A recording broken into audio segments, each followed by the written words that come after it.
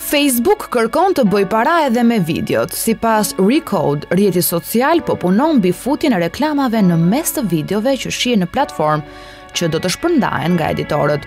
Ndryshe nga YouTube, që tregon reklamat në fillim të videos, Facebook ka si qëllim të shfaq spotin i gjatë 15 sekonda maksimumi, të paktën 20 sekonda pasi ka nisur video. Kjo do të bëhet në videot e gjata, minimumi 1 minutë e gjysmë. Në këtë mënyrë, përdoruesit që ndërpresin shikimin në sekondat e para nuk do shohin reklamën. Ndërkohë, njësoj si YouTube, kompania do t'i jap 55% të ardhurave të reklamave editorëve. Kjo lëvizje e Facebook ka si qëllim të monetizojë videot e rrjetit social, që shihen për një total prej 100 milion orësh në ditë nga përdoruesit, siç bëri vetë të ditur kompania në fillim të 2016-s.